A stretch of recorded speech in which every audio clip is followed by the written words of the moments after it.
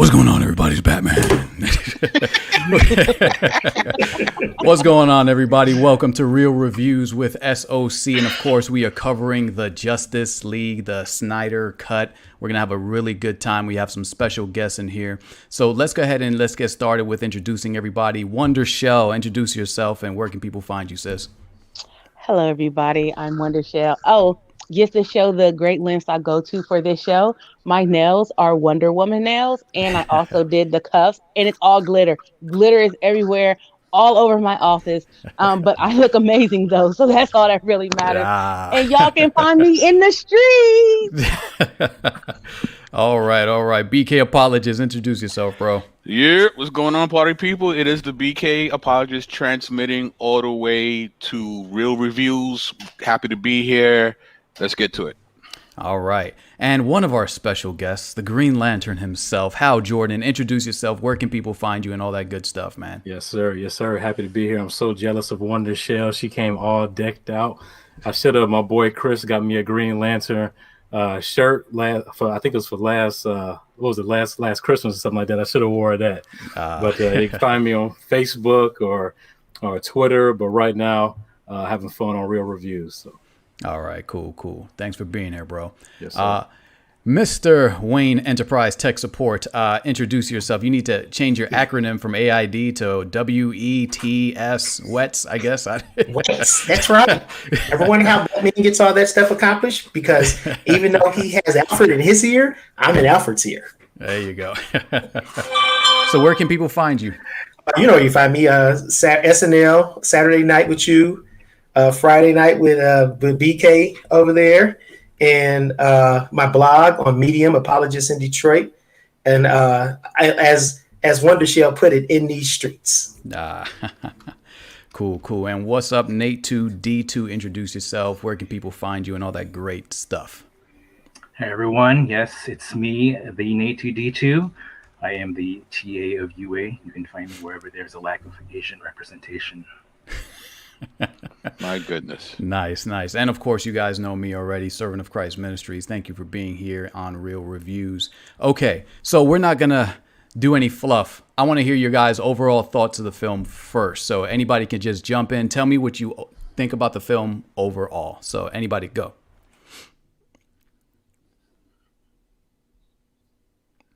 Well, I thought the film was amazing. I was trying to give everybody a chance before I start going on. I thought the film was actually really good. I didn't hate the original Justice League. I actually liked it. Not like everybody else hated it. Like hated it. And I was like, oh, it's DC. This is what I expect for DC. So I didn't have like a lot of expectations of the original, but this one was amazing. Like I enjoyed seeing Cyborg's backstory. But my favorite villain of all comics is Darkseid. You put him in anything, it could be terrible, and I'm like, this is amazing. Darkseid was in it. And then Steppenwolf didn't just seem like a jerk who's like, oh, I'm about to get wrecked all shop everywhere. He actually had a reason. Wanting redemption was the reason he just started acting a fool. Because in the original, it's just like he came out of nowhere, like I was bored, so I'm just gonna tear everything up. But now this time he didn't just tear everything up. Oh, and Benjamin. BK said that they could have did less Batman time on screen than anybody else. He said Batman could have just not been in the movie at all, and he would have been fine with it. So I just want you to know, Ben, that there was a lot of Batman slander. There was that's a lie. That's a lot of BK slander right there. Okay, here we go. All right, BK. Well, here's your opportunity to set the record straight, man. Okay. Well, first of all, yes, this was definitely a much better rendition of it. Though I will say I felt like we were sort of false bill of goods because they made it sound like we was getting a different vision when we actually just got a longer version, right? So that's one thing. Two, my only issue was that one scene where Bruce Wayne, not even Batman, Bruce Wayne was walking in the frozen tundra with the horse for like 10 minutes just to get to Aquaman. We could have did without that clip. I think even Benjamin would agree. But I love Batman. He was the one that rounded up together, the whole crew. Super dope. Just that one scene. That's all I was saying. Cool. How about Hal Jordan? What were your overall thoughts of the film, man? Did you like it, not like it? Yeah, full disclosure, I'm a big comic book head. I've been collecting comics since I was like 7 years old. I probably have somewhere around like 1,500 comics, and I still collect them. Me and Chris just went to the comic book store a couple of weeks ago after having lunch. So I'm really invested into the comic side, of a lot of these characters. And to Wonder Shell's point, I was one of those people that absolutely hated the 2017 version. Mm-hmm. I didn't like what they did with the characters, like Steppenwolf's motivation. But I felt like this film, in and of itself, was sort of like Snyder's magnum opus in a way. It was a big, enthralling, epic film. I thought, maybe we can get into some of the details later, but the many of the shots were absolutely breathtaking. And I got to respectfully disagree with Brother BK, because even like, the shot that he talked about, I thought that was a good thing, because that was one of the shots that was actually shot by Fabian Wagner. And if you recognize that name, that's the name of the guy who did the principal photography on a lot of the Game of Thrones shots, where they would have the big scenes before a big battle. So I thought those shots were actually laying the groundwork for the scope of the movie and things like that. So anyway, I absolutely loved it, and can't wait for the Justice is Gray black and white version. Cool. Thanks, man. All right, Wayne Enterprise. What were your overall thoughts of the film, man? Yeah, I'm very philosophical. So, and I'm a comic kid as well. So I got like all of these different factors that kind of shade the way that I look at this movie. So as kind of just a general DC movie for all of the movies that have been done, both old and new, I think it's toward the top of the list. Only thing I can think of off the top of my head that I would probably put in front of it would be the Christopher Nolan trilogy. But other than that, I thought it was good. I gave it a 9.1. I thought it fixed a lot of the Whedon cut issues. It gave context to everybody's motivations. It humanized characters so that you kind of had some investment with them. And I thought that other than a few scenes that were, a little longer than maybe they should be, like the Aquaman scenes, just like a 10-second scene ended up being like a minute and a half scene, or that singing scene, which, went on a little longer, and I felt uncomfortable staring at that lady's face as she was singing. But, I thought overall, I thought it was really good, and I was very satisfied. And I stayed up. I got up at 3:00 in the morning when it went live and watched it from 3 a.m. from sleep. Woke up, watched it from 3 a.m. to 7 a.m., didn't fall back to sleep. So it's got to be a good movie if it holds my attention for 4 hours when I start off half sleep. So it was good. I loved it. Cool. Nate 2D2, what were your overall thoughts of the film, bro? Well, I can honestly say that this is my favorite live action Justice League movie that I've ever seen. No, this was an enjoyable experience. I think it lived up to the hype. Was trying to keep my expectations low, because they were obviously the 2017 Whedon cut was a disappointment, and they weren't just reshooting the whole thing, so you just don't know what they could do with it. I kind of disagree with BK. I think it does feel like a different film to me, because there's a lot of things that were taken out. There's a lot of notes that feels like a different movie. It feels like an alternate timeline. It's like similar but different. And I think it was a beautiful film. I actually liked a lot of those scenes that I think Aid and BK wanted to take out.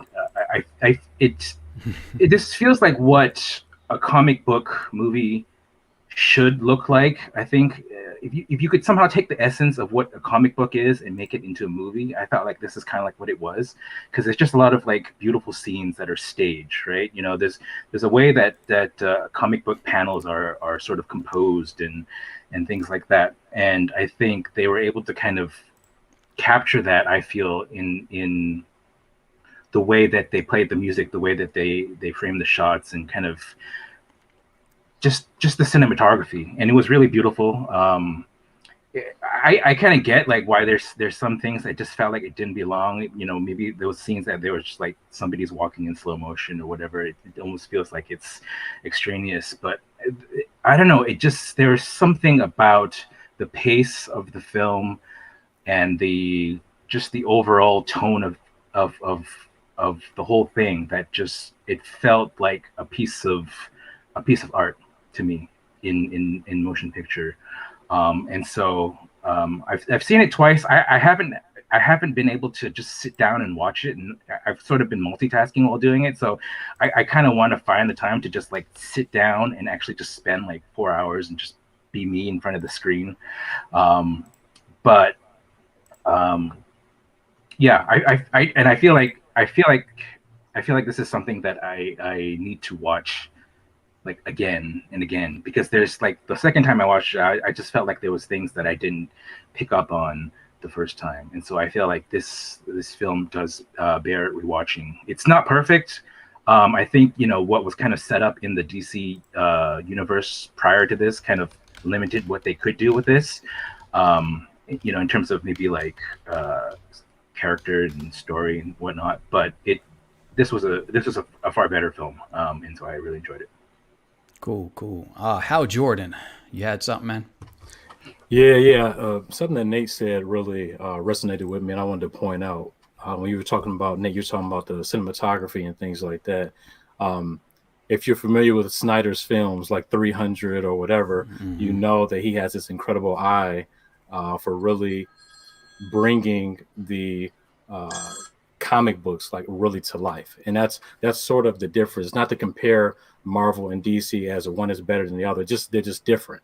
But the biggest difference I think that he was able to capture is the mythology behind DC. DC is full of like gods. The difference is that DC is like gods learning to become like sort of men and women, how to live like men and women in the world, where the inverse is true for the legacy characters of Marvel. Marvel is more these men and women who have acquired almost these godlike powers in a way and are learning to, kind of adapt to those. So the mythological way in which he captured that with his cinematography, I think is what sort of made this film so unique and really resonated with a lot of people as well.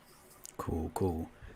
As for my thoughts on it, I thought it was really good. I thought it was really well done. It did feel like a different movie to me, almost completely. Of course, you have your similar scenes. You have those things, that are just going to be there. But each scene, even though it was in the previous movie, I thought had new life because of the extended portions. They had, there's this thing called giving the scene a chance to breathe.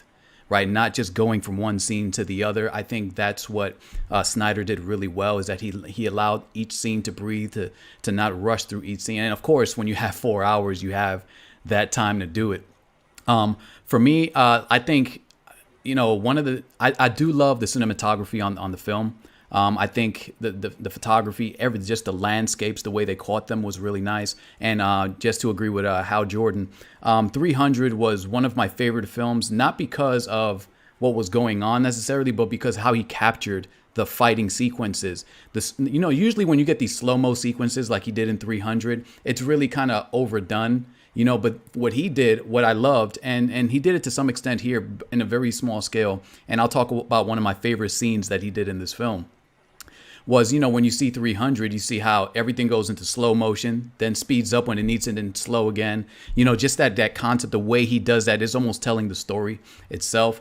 For me, I think the film did really well. And at first, I was along the lines of what Chris did with the film, where I woke up at 5. I didn't wake up at 3. I went to sleep at 12, hit my alarm for 3, slept through the alarm because obviously I was tired that day.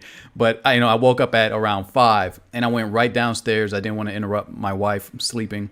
Put on the TV and started watching it and didn't fall asleep at all. And I was surprised because I was dead tired. I was really tired that day. But it was enough for me to be like, wow, this is really. And usually I don't, and my wife will tell you this, I hate rewinding a movie while it's playing, because I feel like I get snapped out of, being in that world. But there were 2 scenes that I did. We'll talk about it later that I was like, oh, I got to see it again. And I just rewinded it. So for me, I really enjoyed the film. I thought it was really well done. Really well done. Okay. So with that said, I got to ask the question, who is your favorite character and why were they your favorite character? And how did they maybe differ from the last cut of the film?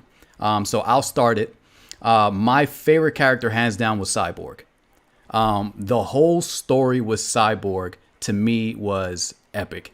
The way it was told, the way, one of the things that I loved about, number one, in the first film, the Whedon cut, you had no idea why he was upset. You're like, why is he angry? Like, why is he so? But when you see this cut, you're like, oh, there's motivation. There's a reason. There's a reason why he's angry with his dad. Something actually pretty concrete. Like anybody would be upset. His dad didn't show up at the football game. His mother was hurt in the accident. Well, died in the accident along with him. And you could see in his face that he wished it was his dad. And just to see that, him struggling with that. And one of the other things that I loved is how he told him who he was. Like how he gave him his identity. You are this, you are able to do these things. And the way they were telling the story, showing the stock market, showing the bull and the bear, the way he was walking in there and seeing all of that. I think it was absolutely, I think his character to me was my favorite character as far as story goes and motivation. And one of the things that I did love also was how he actually told what he was watching. Like, remember in the scene when he was talking to the Justice League and they're in the ship and he's saying, okay, this is where the mother boxes come from. And he's actually walking in the scene, looking around. That to me, I thought was very beautifully shot and very well done. And the fact that it showed that there and when he was receiving his identity of what he could do. And one more thing, and I'll let you guys jump in, is when his dad told him, when he was describing what he could do, and he said, after he told him everything he could do, he said, and that's not going to be the hardest part. The hardest part is going to be not taking control and doing all these things. And I just thought that was an excellent way of showing you that, you can have all this power, but the real challenge isn't executing the power, but rather being responsible not to take over when you didn't need to and things like that. So, no. That was my thoughts. All right, guys, what are your favorite characters and why? Oh, somebody pointed to Nate. Nate, you go. All right. I think for me, my favorite character was probably Cyborg as well. And I think not necessarily so much about the character itself, but I think just because there's a complexity to him. I feel like there's more that I want to see from him, more that I want to understand from him as we see him develop. He's almost, I almost feel like he's more of what I was hoping for from Batman, Bruce Wayne. There's a darkness to him, and so I found that his story, his character, really resonated with me. I don't know if resonate's the right word, but it because I not necessarily like identify with him, but it was just a very intriguing story, and I feel like there's a lot of layers that's still there to unpack. I feel like they could do like a Cyborg movie and kind of, maybe sort of a sequel / like prequel kind of thing where you get flashbacks, so you actually see more of what his relationship was like with his mother and his father, and you can get a lot more depth. So there's a lot there. So I think one thing that's like you just want this. There's the way that they made the characters, like there's just more that I want to know about him, more that I want to see. You just feel like there's all these layers, and if I had a second favorite, probably Barry Allen, at least, because I mean there's he's got a lot of pain there too, so I think that's kind of interesting to see character journeys and things like that. I feel like Cyborg, there's a lot they could do with his journey based on what they were setting up. And they did justice to his character, no pun intended, better than the original cut. I think one of the one of the things I suffered from the original cut is just like unlike the Marvel Cinematic Universe, there wasn't enough setup because a lot of the characters had their own solo films. Somehow they managed to incorporate character development in this film and without having separate film, partly because it's 4 hours, but Yeah, and so I think what they did with Cyborg was particularly intriguing with me, and I wish, I guess they're not going to do any more based on this version of Justice League, but it would be interesting to if they would to explore that character more. So I don't know if that's going to happen in any form or not, but yeah, if not, I'm kind of disappointed. I think Snyder and his brother, who both do comics for DC, or have in the past at least, are going to continue the story in comic form at the very least. So we get a little bit more story from that. I would pick Cyborg also, but since you guys picked him already, I'm gonna pick somebody else. Pick a big character. Somebody who stood out to me was Mira. I liked how I liked her fierceness. I liked her, she was really like on her toes when she had this sense that something was about to happen with the mother box. And then I like her fierceness. She reminded me of an Amazon, when he comes and she's really like on her wits trying to deal with Steppenwolf prior to Aquaman coming. And if I had to pick, I'm gonna break the rules. And I really like Silas Stone also. I like human characters. I like when you really when their humanity resonates with you and their motivations. And so the same thing with Silas Stone, just really being engrossed in his work and trying to learn and make these advancements, and really struggling with his relationship with his son. And then ironically, the technology changing his son, and this kind of is what bridges his relationship with his son. So I like that also. So both of those. All right, cool. Oh, and then one last, not character, but my favorite Snyder movie prior to this was Dawn of the Dead. Best zombie movie. Love it. Dawn of the Dead. Yeah, it was cool. For me, I also got to go with Silas Stone, because I think Joe Morton is an amazing actor. Mm-hmm. And I don't know why they do it for him. I guess they realize that he does it so well. They'll give him like these little mini monologues, these epic monologues. And they gave him one here. And the fact that they cut this, that's insane, man. Because it plays such he kind of plays like the narrator of the film in a way, right? And it's like just him explaining certain things helps bring more depth to the entire film. So I definitely enjoyed that part, and I got to go with Flash as well. Though I am upset that they cut the scene from the original one when Batman tells him, just save one. Right. Yeah, I love that scene. Because I felt like if you keep that scene in, you see the arc of this scared little wannabe superhero becoming this major boss type dude at the end, So, but yeah. All right, cool.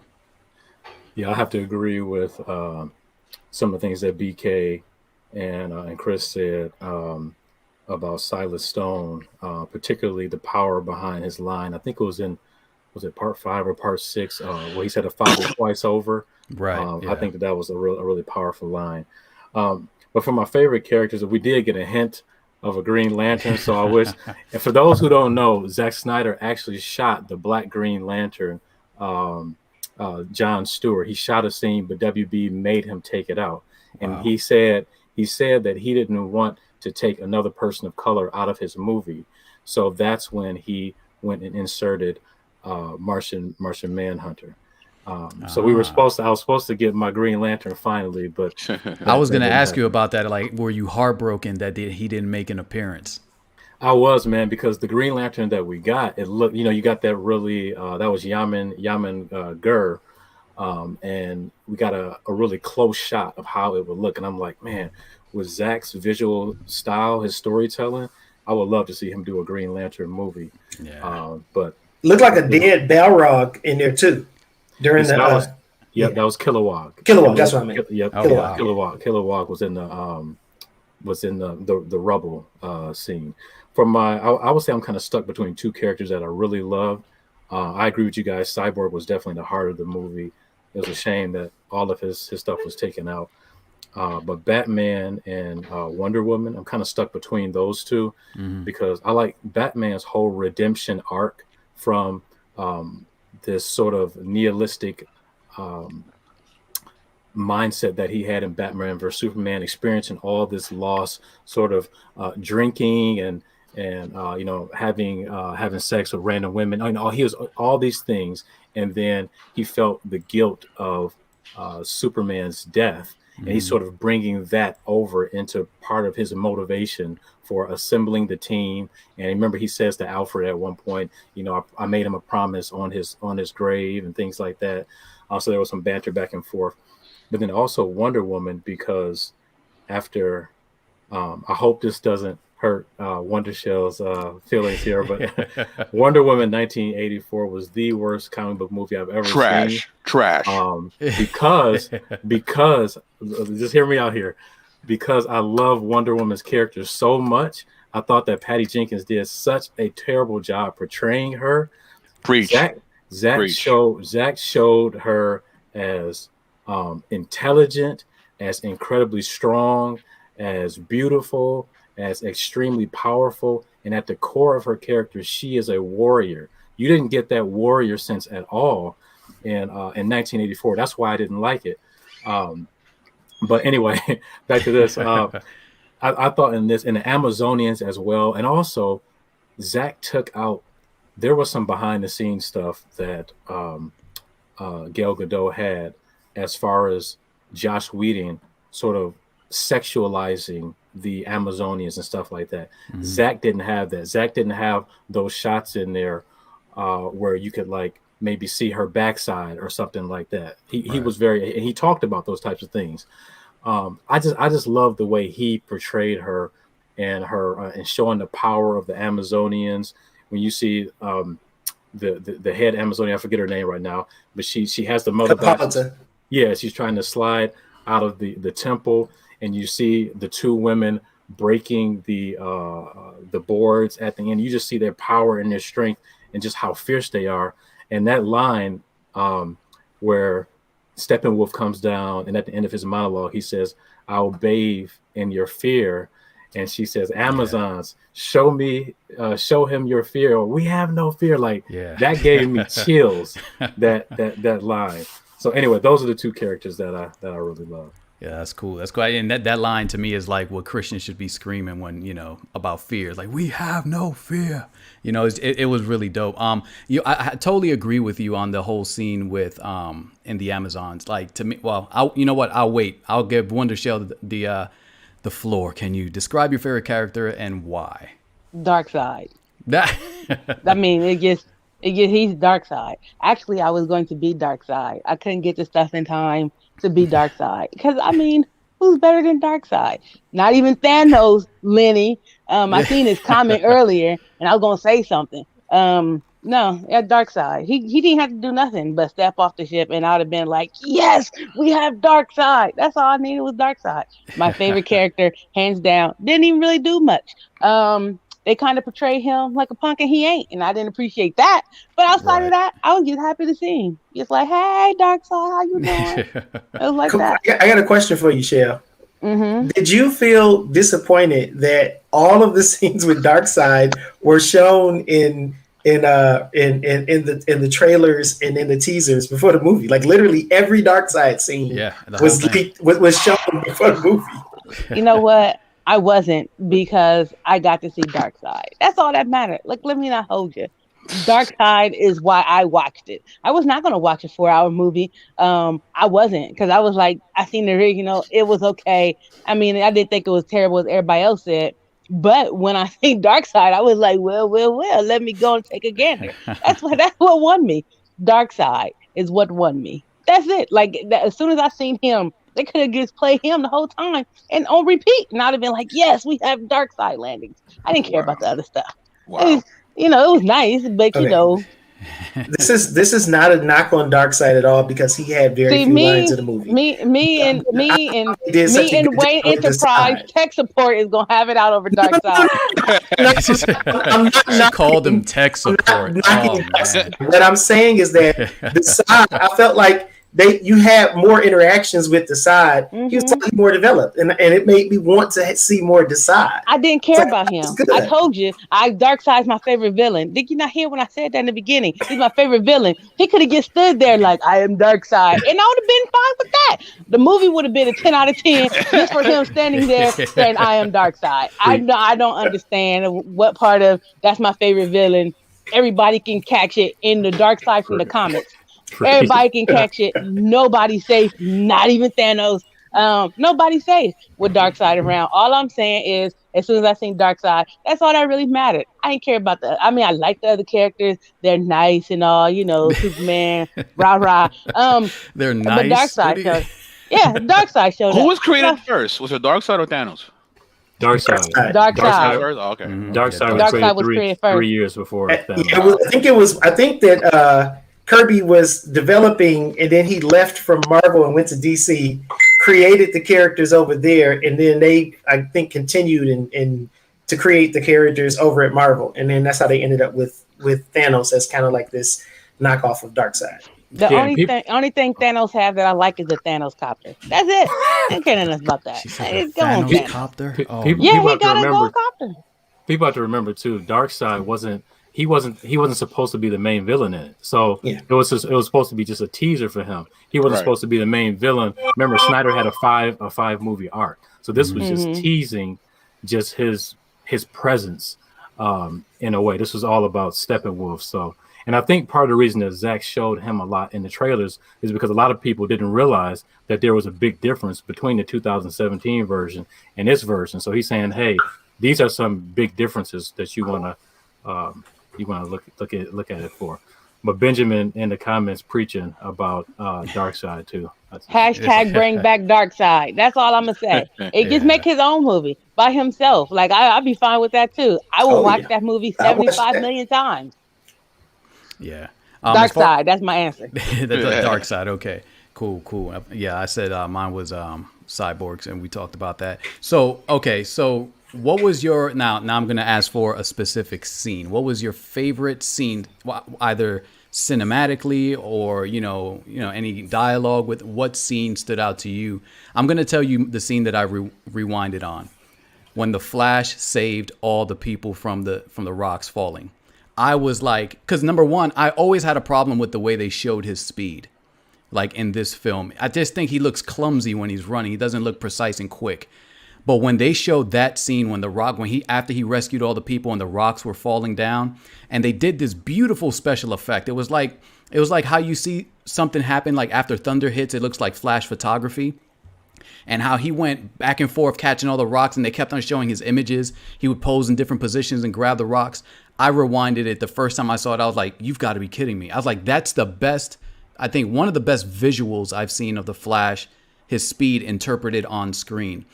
Just because I don't like the clumsy running, that real slow, clumsy, he looked like he's flopping around. I don't like that. But I mean, as far as the way the scene looks is cool, but I just don't like the interpretation of his speed that way. And I'm a big Flash fan. And to me, that one scene when he was saving everybody from the rocks falling was, to me, a great interpretation of his speed and character.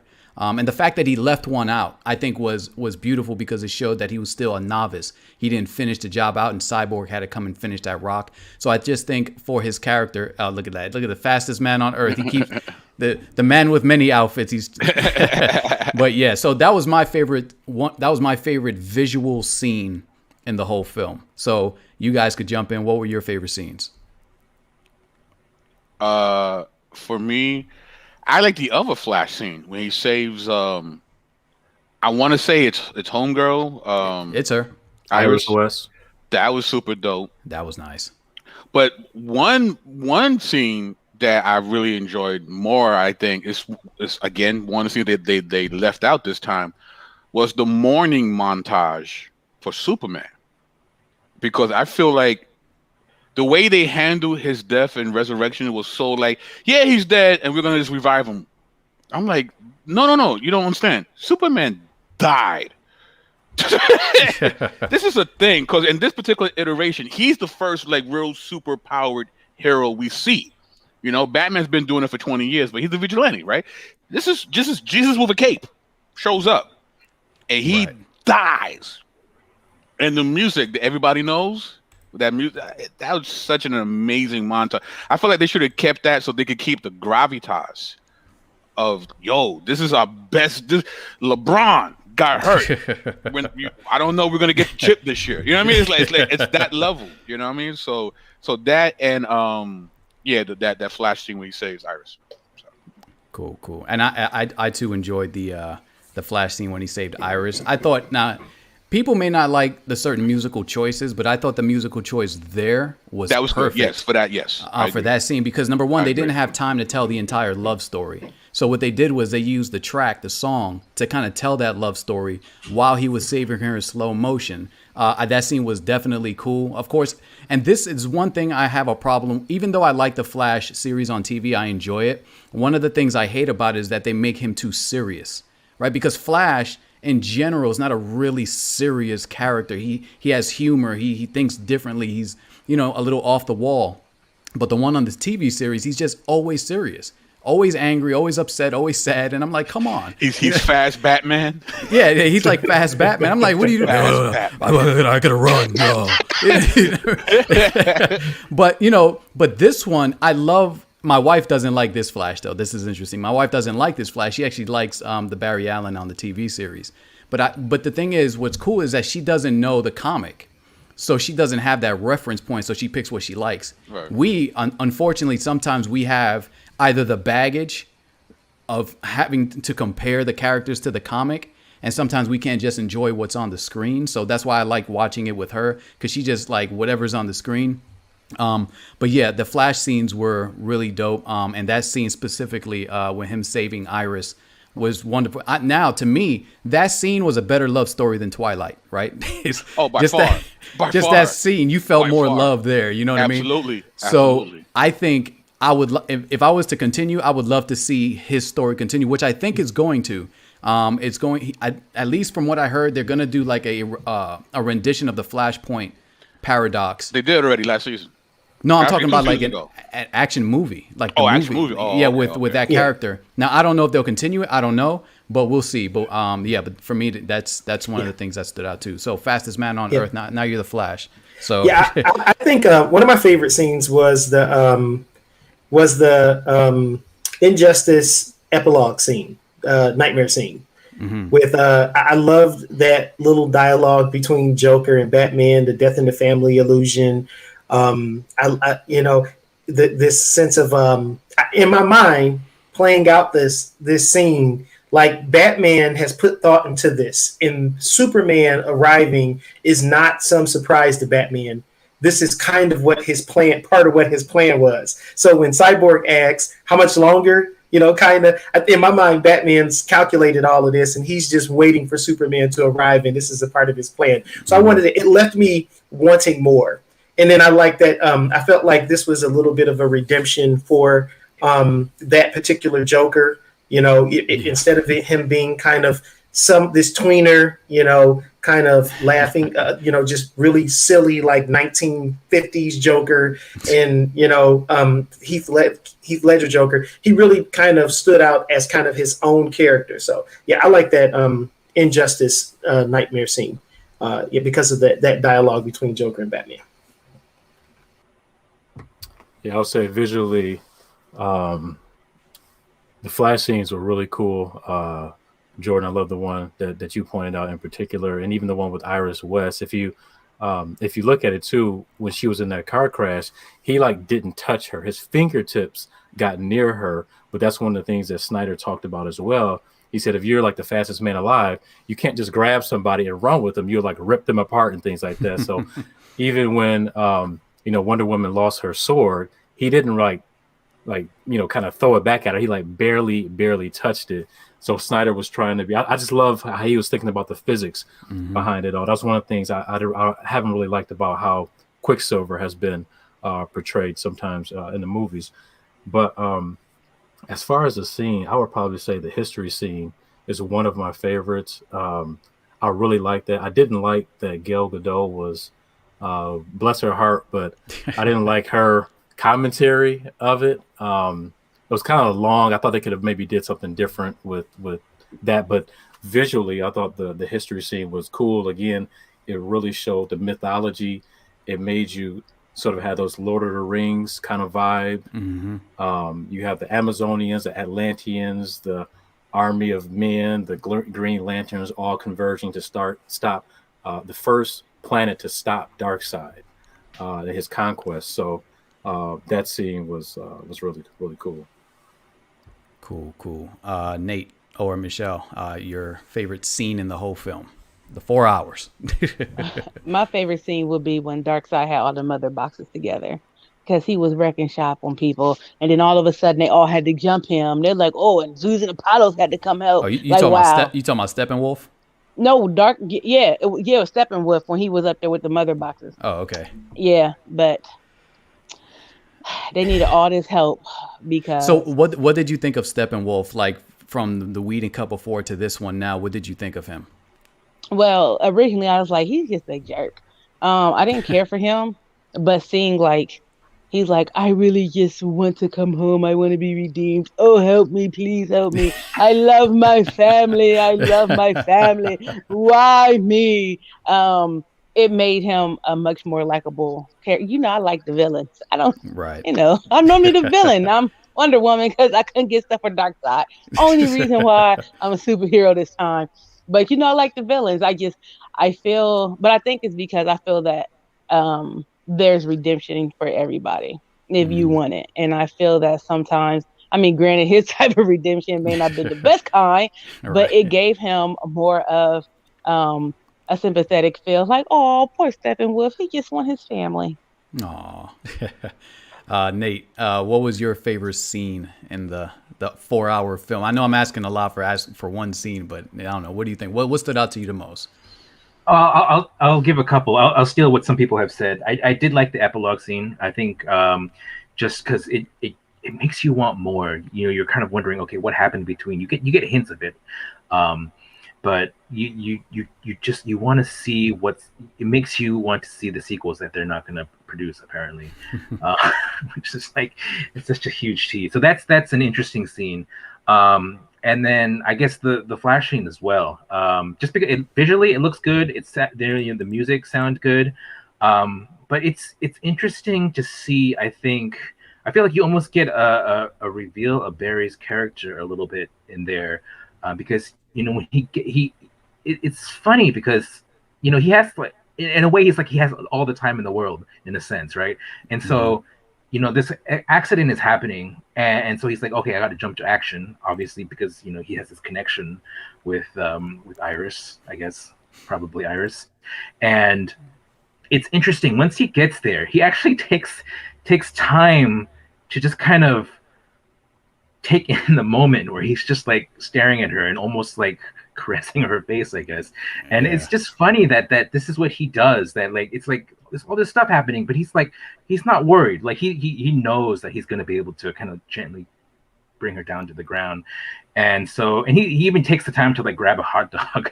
I don't know if that was like pre-planned, like, oh, this is going to be my alibi later on, but I thought that was just kind of interesting. It almost makes you wonder a little bit about how Barry operates, how he thinks, and the complexity of his character that they could explore. Just the fact that he's not, he doesn't have like this when he knows he has to jump to action. It's not like he has this adrenaline rush where he has to, okay, I got to do this. It's kind of like, oh, okay, this is where I am. Oh, hey, look, there's she's pretty. I'm gonna take a moment to just enjoy this for a second. Put her down, and it's so. I thought that was interesting because you wouldn't necessarily expect that, right? And yeah, so that was. That was kind of it's I don't know, it's a layer there that I don't know if people would necessarily notice that because I think you're kind of focused on just the how visually impressive the scene is, but I'd like to see maybe that explored more. Yeah, I think that scene was awesome in the way you're describing it. One of the things that I don't know if I heard it from someone or I realized this myself, I can't even really remember. But the fact that Barry Allen is moving at such an intense rate makes him think faster than everyone else around him. And I think that's what's beautiful, is that he was running and he was doing all that, but he had time to think about the hot dog for later on, in order to, like you said, to have that alibi to say, hey, you know, listen, I'm going to get the job, right? And it's like he's thinking so far ahead of everyone. And I think he captured that in that scene with the Flash. I think he did a really good job. Okay, so with that said, let's jump into, I want to ask you guys your thoughts on this right here. Who did a better job? Now, I pretty much know there's going to be a unanimous decision, but I'm interested in hearing your thoughts.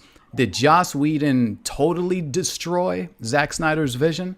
Yes. Or, okay, and, you know, so Michelle, you went first. Okay, Whedon and Snyder. Okay, which one you like better? Of course, I pretty much know, but which one you like better? But then why do you like Snyder's version better, since I already know you like Snyder's? So again, I didn't have going in, I didn't have like a whole lot of hope for the very first Justice League. But I actually like oh my gosh, Johnny. We already know what the rating is. Okay. But I actually like the first Justice League, the original one. I didn't realize it was terrible until I seen this one. And then I was like, oh, that movie was really bad. Wow. It was just, I was like, interesting. it's terrible. But that's why I didn't have a lot of hope coming into watching the second one. I was like, it's just going to be, I thought I was going to have the same take as BK, like it's going to be a longer version of the first one. Really, I watched it for Darkseid. But then after I watched it, I was like, this is a much better movie when Wonder Woman saves everybody and little girl says, I want to be just like you. And she's like, you can be whatever you want. I'm like, who took that out? Why did you think that was okay to take out? Right. Like, you hate little girls being empowered? I just didn't know what to say.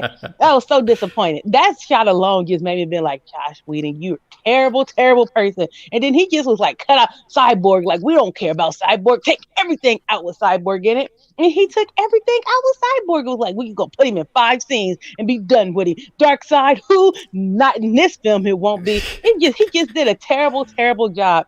And I thought this movie was better than Age of Ultron, which is now I see why Age of Ultron's terrible too. I was like, I didn't care for that movie. Now I see why I didn't care for neither one of them. I was like, this is terrible. Just terrible. It was, oh my. And then like you cut out Darkseid. Okay, I get it. I may be the only person who loved Darkseid like that. That's fine. But again, he's like, you can be whatever you want. You thought that was okay to take out? And then like poor Barry, they just did him wrong too. So he just was like, I don't like women and I don't like people of color. We're going to take all of their scenes out. And here I am with my own movie. I have destroyed Justice League. He's like Lex Luthor of movies. I don't know what to tell you. He's Lex Luthor of movies. He don't care. And that's my take on it. And I ain't got nothing else to say. Bring back Darkseid. Okay. All right. There you go. Unleash the beast. There we go. All right. How about you guys? Yeah. Michelle's rants are legendary. Oh, that was good. That was good. Yeah, I have to agree, particularly on Michelle's points about Whedon and taking sort of his, I guess what's and more stuff has come out in the news about some of his, I guess, sexist behavior on when he was producing the Buffy the Vampire Slayer TV show. And his run-ins with people of color, but like even like taking out Ryan Choi in the movie, I'm like, dude, Ryan Choi, for those who might not know, this is an allusion to the superhero. He eventually becomes a superhero, Adam, which is sort of like Marvel's version of Ant-Man in a way. Mm-hmm. And like, why would you take him? Why would you take him out? That's a huge kind of Easter egg. He took out Detective Christmas Allen. If you remember, this was the detective of color that the black guy that what's his name, Detective Gordon was talking to, and he becomes the Spectre eventually in DC. Wow. There's so many characters that's in this. I mean, we can go down the list of a bunch of Easter eggs they have, but Ryan Choi, Snyder said his hope was that they would actually do an Adam movie in China with an all Chinese cast. So I mean, like the amount of for me, it just seems so purposeful what he was doing. And also, again, like the characters themselves, it was like bastardized versions of the characters. I mean, he had Flash looking weak.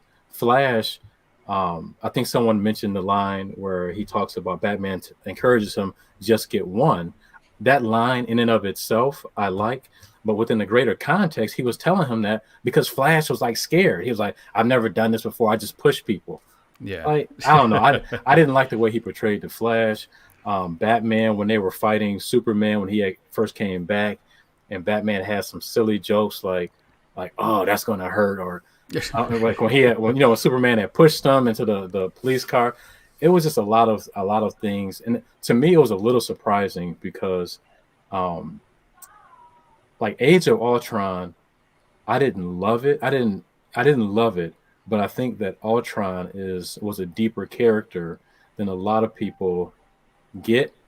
And you have to kind of like connect all the different Marvel movies to see like how Ultron, his mindset figures into Vision and all these different versions of Vision, even into what we get up into WandaVision. So the character of Ultron was really good. So I don't know, maybe Whedon didn't write that part, but yeah, I just thought that he presented a bastardized version of the characters, and I had a big issue with, just like Michelle said, how he portrayed Wonder Woman, the women, and people of color. And I like Ultron from the comics. This Ultron they had in Age of Ultron was terrible. Like, who is this fellow? I didn't know this fellow. I want to get smacked these people. And over here, like, I'm going to have a long monologue for no reason, and I'm going to be super deep and philosophical, and then I'm going to do nothing with this information. Yeah. Like, who's doing this? Shakespeare Ultron was a little rough, but I did like the that video I posted in the bodega a week or so ago, where they kind of went into the psychology of Ultron. I thought that was brilliant. Oh, yeah. And the fact that Marvel puts that much depth, that was awesome. But we ain't talking about Marvel now. We're talking about this movie right here, right? So, of course. Okay, first of all, I'm gonna pull back a little bit off of Whedon. Whedon got his problems, the gratuitous sexuality. He relies way too much on comedy to tell a story, and I think that that comedy can interrupt the story if the timing isn't right, and if the tone isn't right, then it interrupts the story. And I felt like this was a story that was that if you know DC is dark, so why would you interrupt it? I mean, Snyder had a little bit of comedy in his, but the tone was better and it fit a little bit better. I just want to place at least 50% of the blame of this of the Whedon cut on Warner Brothers, because I felt like Warner Brothers was from a lot of the stories that's come out behind the scenes, they seemed way too pervasively involved in how that first film ended. You know, they wanted it to be made lighter. They wanted it. So to me, I feel like they shot themselves in the foot and they got what they deserve. And Josh Whedon is like the worst person that they could have picked to finish that movie, because he tells movies in such a drastically different way. Like, I loved Avengers Assemble. It's one of my favorite movies, but the comedic timing, all of the things that Whedon does worked well in that movie. It just didn't work well in this movie. The tone should have been completely different. And him trying to change this movie after it was already shot, principal cinematography was already shot, just turned that Whedon cut into a disaster, in my opinion. Right. So Phil puts up a controversial oh my God! I put it up just for you because I know that you love DC. Boy. Okay, so Mr. Phil Fox, the troublemaker. All right, here we go. Wrong, DC. Mr. Phil Fox. He probably gonna be joining us for lunch on Wednesday, just so you know, Brady. All right. So all right, DC is the B side of comic book universes. Yeah, I said it. All right. How, Jordan? I will unleash you, Green Lantern, on that. Why is that not true? Well, if I was to put my apologetics hat on, I would ask a question and say, well, what led you to that conclusion? But I'll ask him that when we have lunch in a couple of days. First of all, I'm not a huge fan of the MCU. Okay, I like it. It's entertaining. I'm just not a huge fan of the Marvel Cinematic Universe. The Marvel comics I love. Now, my first love is DC Comics, but I do really enjoy and really like the Marvel comics.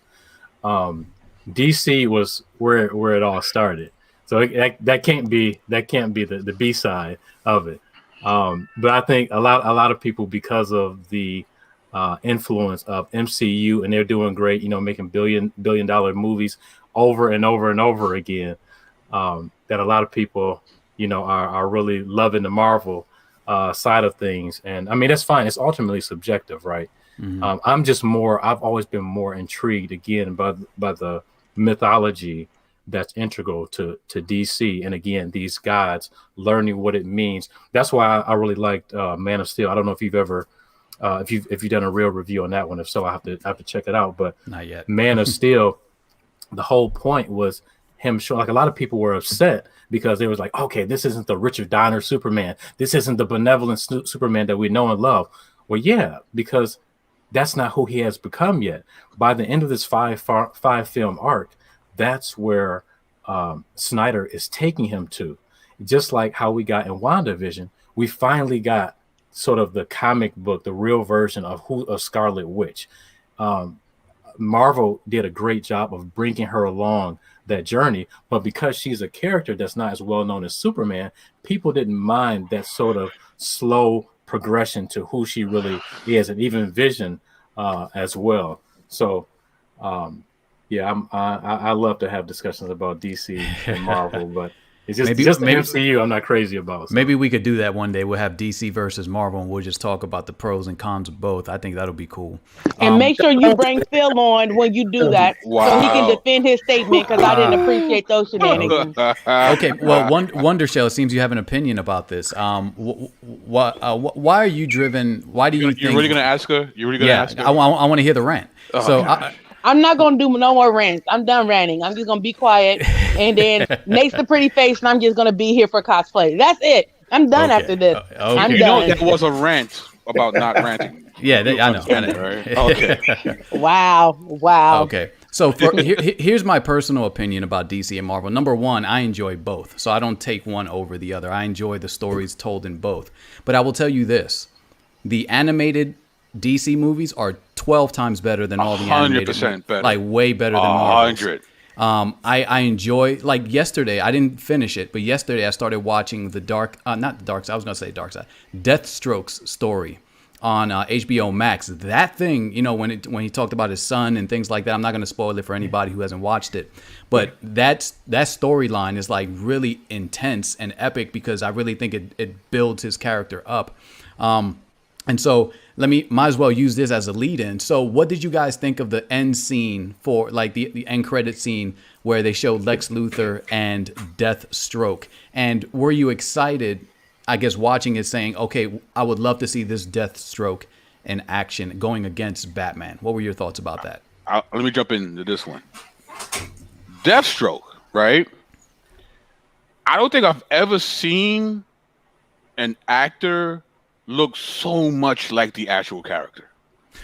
Like, he really looked like Deathstroke to me. Like, there was, because sometimes you have to do certain, certain costumes don't translate well on the silver screen. The spandex with the red boots sometimes doesn't really look all that functional on a movie screen. I get that, but he really looked like Deathstroke. And yeah, I would love to see a standalone Deathstroke movie. Absolutely.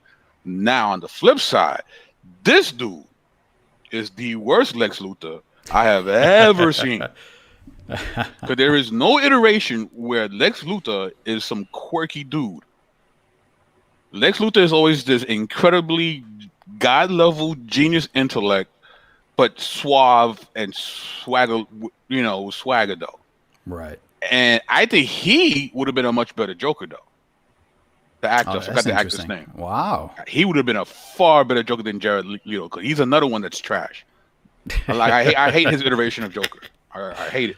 So yeah, that's my hot take.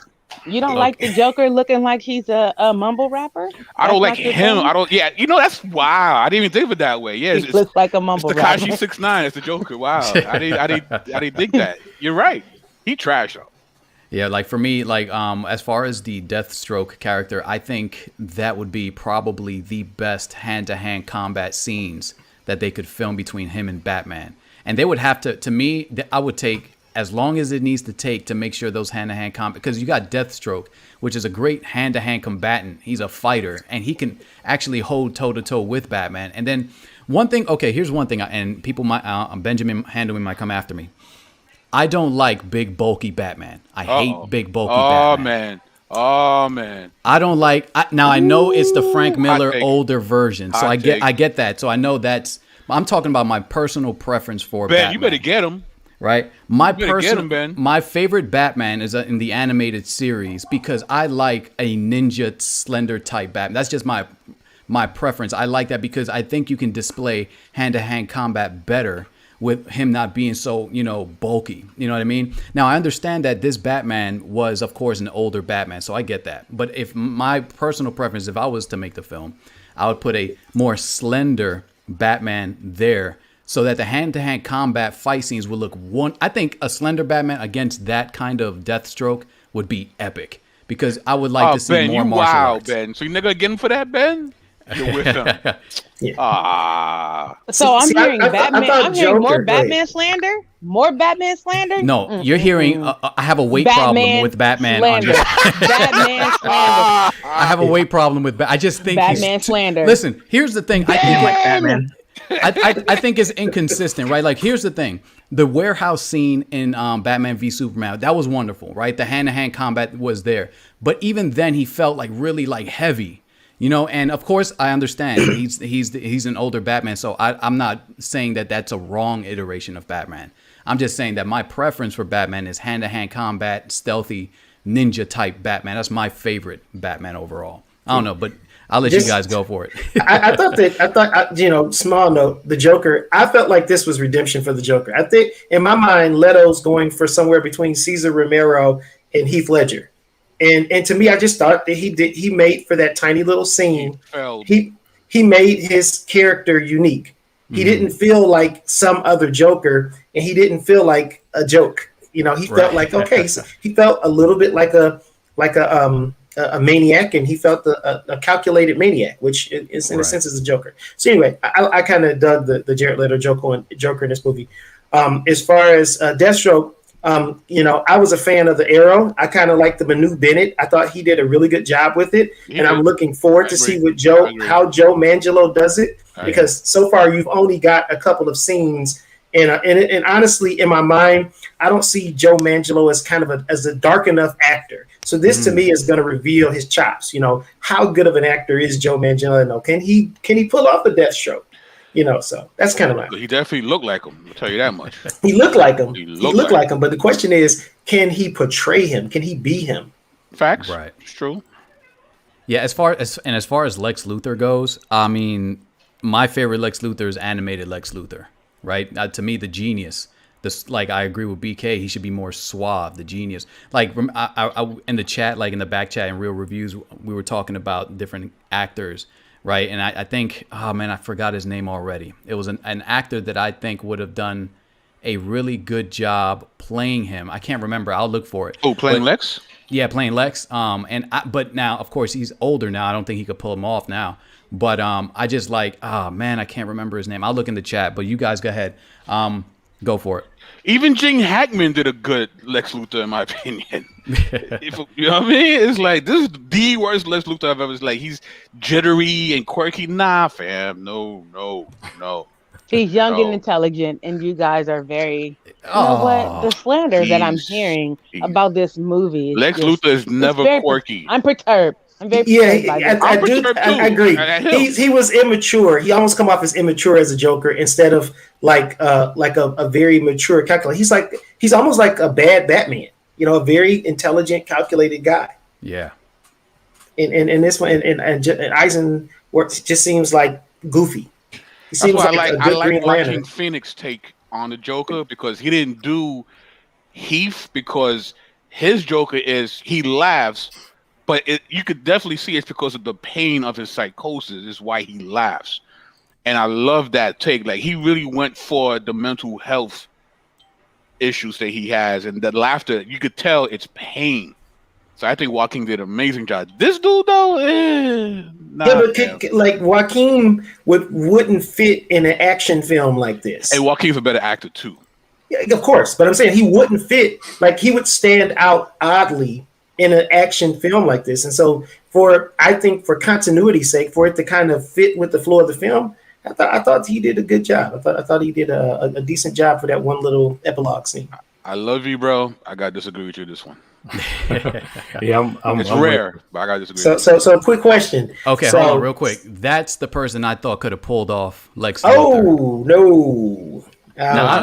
I think I'm talking about the way he looks. I don't know if he can. He looks like him. Like to me, as far as the way he looks, I think he's a better looking Lex Luthor than the guy we got. Now I don't know if he could pull it off as far as acting chops. I'm not sure. Like Lex. I don't think he got the chops though. Who's this guy? So? What's his name? Forget his name. I forget his name too. He was in Billy Zahn. Yeah, he was he can't. No, he can't. Oh man, Billy Zahn can't. No. What was that movie that with him on the island with that lady? Yeah, he had the purple. Nah. You talking about the Phantom? Yeah. Nah, he can't do it. Yeah, he played the Phantom too.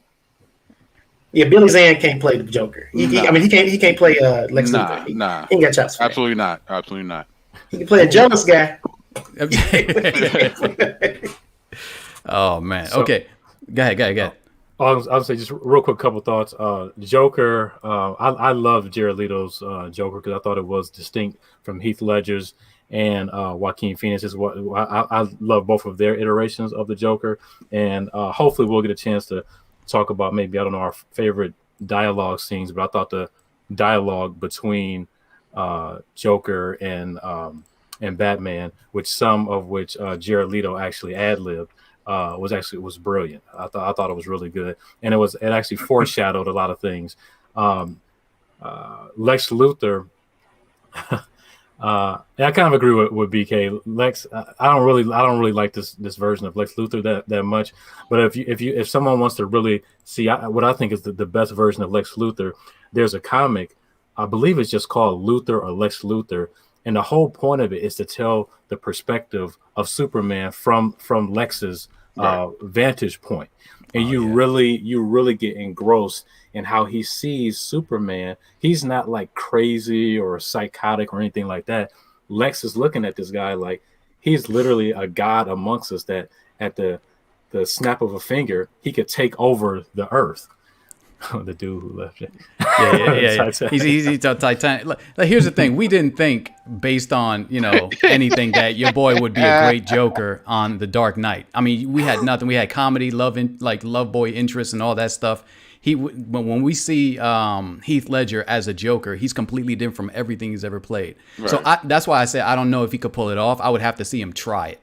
Because sometimes actors can, depending on the vision of the director as well, how they want to take the character. I think he could have pulled it off, but it just depends on whether his acting chops would have been up to par that day. But yeah, Phil Fox, whatever, man. Titanic, that's not a good argument, bro. And I'll say just real quick on the Batman point. I might have to disagree with Fastest Man on Earth, my boy Chris, just a little bit on the Batman thing. Just on the strength that I agree that the slender, what Jordan was saying about the slender ninja Batman, I think that's truest to the background that he comes from. But I also like the bigger, older Batman. Yeah, with the dirt. It makes sense for where he's at in life. And I thought the warehouse scene was actually the best Batman action scene we get in comics. And that's kind of why I didn't like. I thought that while the Christopher Nolan trilogy, not to go too far off into that, but the Christopher Nolan trilogy, they were very good movies. I thought that the least interesting character in most of them was actually Batman. And it was because of how he was actually portrayed. His fighting, I thought, was subpar most of the time. Yep. And I didn't think that they really showed him as a detective. So yeah, they're good movies overall. I just didn't like how Nolan actually portrayed him as Batman. So anyway, Chris, we can talk about that on Wednesday too. Well, I didn't say I said the movies, not the character. I thought in my opinion, what stood out in the movies were the villains. To me, it's not a good movie if it's not a good villain. And I thought he did a good job with Bane. He did a good job with Ra's al Ghul, and he did a good job with Joker. So that's really what made those movies interesting for me. I agree. And a quick recommendation: Bryan Cranston for Lex Luthor. That would be great. I think he could pull it off too. That's a good one. Okay. So let's get into a little bit of controversy, right? Let's talk a little bit about... We haven't done that thus far. Well, when you see what I'm talking about, you see what I'm talking about. Here we go. Okay. What is the meaning behind this? So we have, of course, this is where we get into the ugly, right? Because we usually talk about the good, the bad, the good storylines and things like that. But Zack Snyder took a photograph, of course, with Jared Leto as the Joker with the crown of thorns. Now, I have an idea of what I think he meant by this, but either way, it's blasphemous to do this because it's mocking Christianity, it's mocking Christ. But so that right there, it sucks. I don't like the fact that he did that. But what were your thoughts as to why he did? Because he didn't show up in the film like that, right? He didn't show up with the crown of thorns. But why do you think he took that photo? And I guess the grand scheme of the entire film, what do you think that might be? I just want to get your guys' thoughts before. I have a question. Okay, go ahead. So that you feel like he was intentionally taking a shot at Christianity with that? I'm not sure if he was, but it's gonna be interpreted as taking a shot at Christianity. Okay. Now I have an idea of why he did it. Yeah. And when I give that reason, I just want to hear your guys' thoughts first. Yeah. And then I'll give my reasoning for why I think he did it, because he does a lot of allusions to Christianity that are not negative in a sense, right? But they are. You know what? I'll wait. Give me your guys' thoughts on it, on this specific thing. Where do you think he was going with this? It's black and white, so it's likely going to show up in the gray version that's going to be coming out shortly, and we'll get a better context for what it is. As far as that goes, to me, like art imitates life. So until I find out what exactly he's attempting to do with it, it's hard for me to judge or be critical of it. So that's kind of where I'm at. Okay. How about you guys? Yeah, I'm kind of with Chris on this. I know that picture was from, I think, the Variety article. Mm-hmm. So I've heard Snyder talk about Christianity quite a bit. He's not a Christian, obviously. I've never heard him talk about it in a negative way. But he says the reason that he often draws these very explicit parallels to Christianity, or specifically Superman to Christ, is because he says that if I were to imagine a being of this power here on Earth, wouldn't a lot of people sort of worship him? That's like in the Man of Steel. I think it was in Man of Steel. He saves, I think it was a little girl in a burning house, and then I think it's in Mexico, and it's the Day of the Dead, and you see all these people kind of surround him and kind of praising him, and so he was saying that that a lot of people would just naturally want to sort of worship him in that way, but I've never heard him talk about Christianity or Christ in a mocking way necessarily. Mm-hmm. I do think it has sort of that. When I first saw it, of course, I'm like, oh, this looks blasphemous, you know what I'm saying? But again, I'm like Chris. I'm kind of waiting to get a little bit more context, and I do think we're going to get something in that Justice is Great version. Yeah. So here are my thoughts real quick, because I feel like, okay, so if I'm a director, if I'm trying to draw these parallels, Superman is always seen as the savior, right? In the film, he's always seen as the Christ-like figure. The way he posed, like when he got his black suit, how he jumped up in the air and he had his hands up and he was like in the perfect form of a cross. What I think he's doing here, and I think he's saying that now that Superman has fallen, the Joker is going to be the new kind of savior because remember, he said in the nightmare sequence, he says, you need me. He told Batman, you need me. So in that sense, I think this is the Joker's view of himself, right? Versus, and this is me kind of like thinking about it. Like, I think this is the Joker, how he's going to view himself, Because if that gray sequence is the scene before Joker actually comes out of the prison, then I'm going to imagine that Batman is asking for his help, and that this is how Jared Leto's Joker views himself in light of this quote-unquote Christ-like figure that has fallen in Superman in the Nightmare sequence.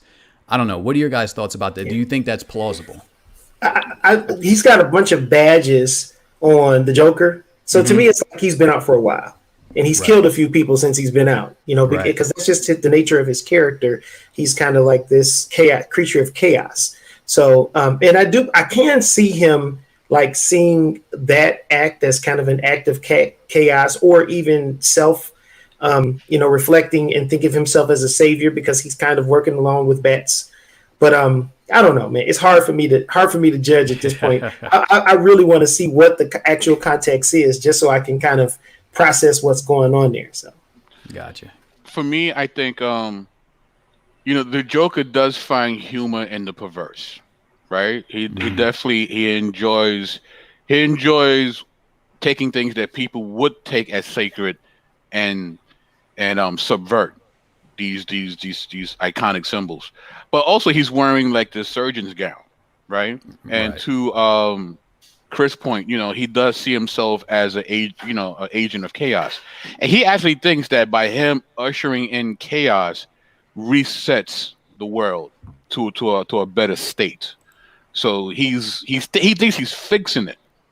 But even with that concept, he's also subverting the idea of the surgeon, right? Because he has a soiled gown, so it's like he has been doing things. He's been cutting and rearranging how things are, and in his mind, it could be for the better, or it could be just for his enjoyment, But there's a lot of subversion going on, and he finds humor in subversion. Yeah, I actually think that Jordan, that's a good hypothesis, and the reason I think it is because I'm thinking about the dialogue that they had in that epilogue scene, where he says right after what you said about, I'm your best friend, who else is going to give you a reach around? He says to him, you need me to help you undo this world that you created by letting her die. And he goes on to say, poor Lois. And then I kind of wrote down a little bit. He said, I often wonder, this is what I love. He says, I often wonder how many alternate timelines do you destroy the world because, frankly, you don't have the cojones to die yourself. So as usual, I'll be the bigger man. So I think that, I think that is quite plausible because he is seeing himself as the savior now, that the savior in a way has become evil. Yeah, and that's what I'm thinking is going to go in that direction. Maybe it's my hope, because I just don't want him to just put a picture up there just to blaspheme Christ. I want an actual reason or something more behind than just taking a photo for shock value.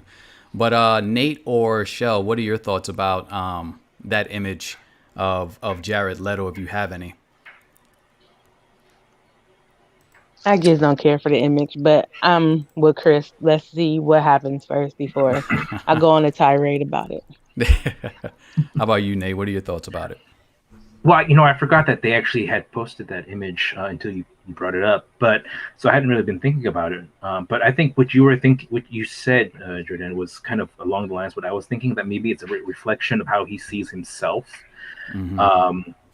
as opposed to what maybe Zack Snyder sees of Christ. And I think that would be interesting to see how that would play out. It kind of makes me think of the I don't know what you call it, the hypothesis that kind of people or take of Christ, where they kind of say, he was either what's the line? Either liar, legend, or lunatic. I think is what they said. That was kind of interesting. It's like, here's a lunatic who maybe sees himself as Christ. What I think is interesting is also that I just kind of thought about when you guys were talking is,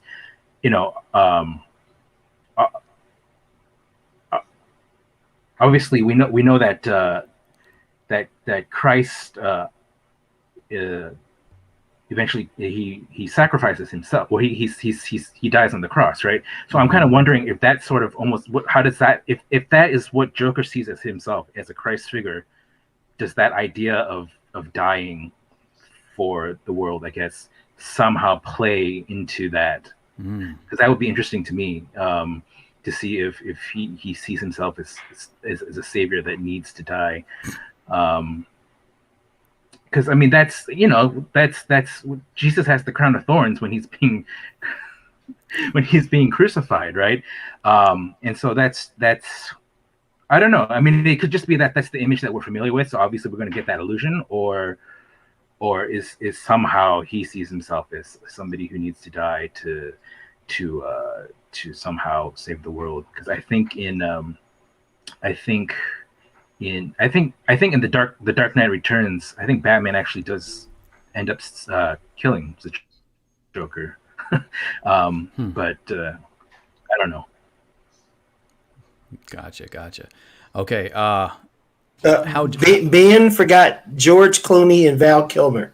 Oh, just for Batman. All right, so let's go into dialogue, right? Because Hal Jordan has a good point. Like, what were your favorite? Like, let's just let everybody, if you guys can name one point of dialogue that maybe stood out for you in the film. For me, I already named mine earlier when I said, the conversation between Cyborg and his dad. I thought that was, to me, that dialogue was great. And the specific portion is when he tells him the hard part isn't going to be what you're doing as far as like the technology, because that's going to come easy to you. You're basically a god of technology. What's going to be hard is for you not to do it. And to me, that hit me right in the heart. As far as like, for example, even if you think about it from the respect of our freedom in Christ, there are things that we are free to do in Christ. But that's not the easy part. The hard part is not exercising those freedoms at the detriment of our fellow brothers and sisters in Christ. And I think that, to me, is why it's hit me in the heart. And of course, I love the whole time when he increased the money for the lady. I thought that was so cool. It showed his heart, because he carried that, right? Because from the whole hacking sequence, when he was in trouble in school, he was trying to help someone. Now, of course, I don't advise stealing from the rich and giving to the poor, right? Because that's still theft, and we shouldn't do it as Christians. But the sentiment behind him wanting to help the lady and him increasing that, I just thought that was such a beautiful scene and how it captured who he was as a character. But okay, so that's my scene. What are your guys, like, your favorite portions of dialogue? Money is no longer real, so he technically wasn't stealing from anybody. Okay, so he was just increasing digital currency. I got you. It's not real. Okay. All right, you guys tell me, what were your favorite parts of dialogue in the film?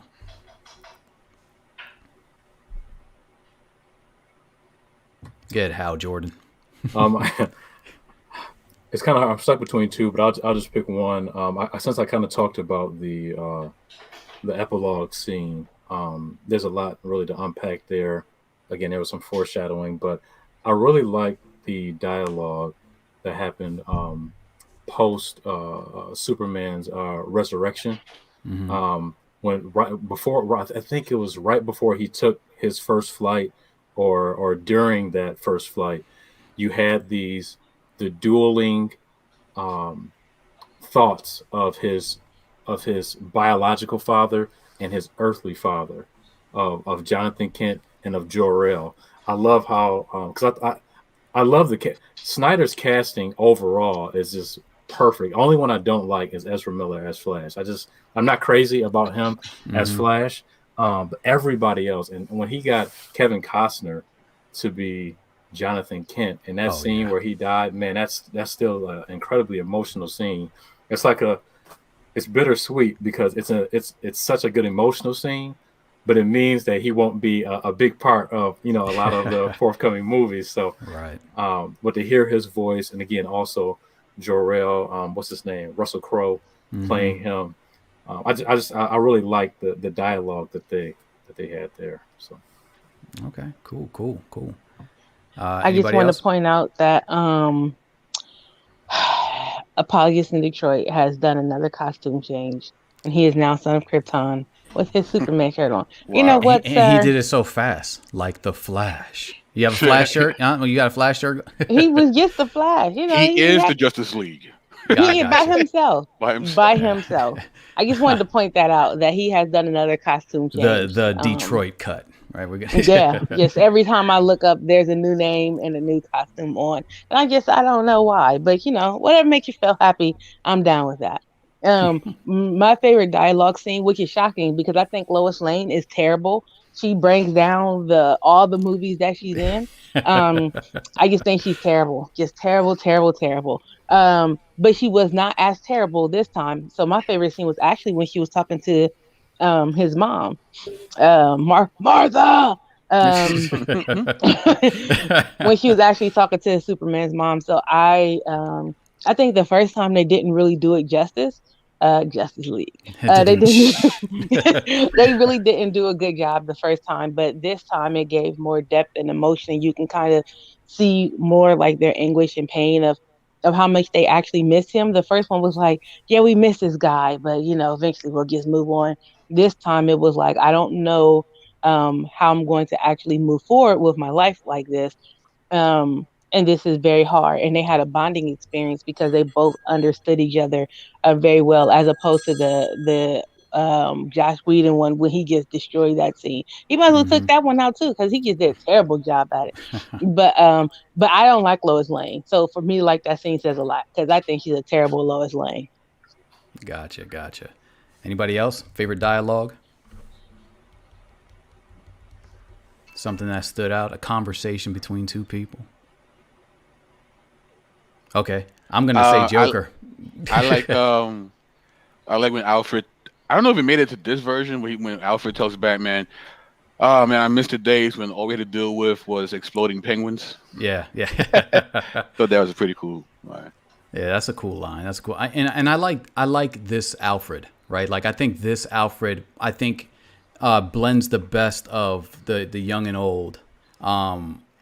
Alfred's, just because he has the gravitas, and not only does he have that gravity of Alfred, but now I'm thinking about it, when Bruce Wayne walks in, he says, this is Alfred, I work for him.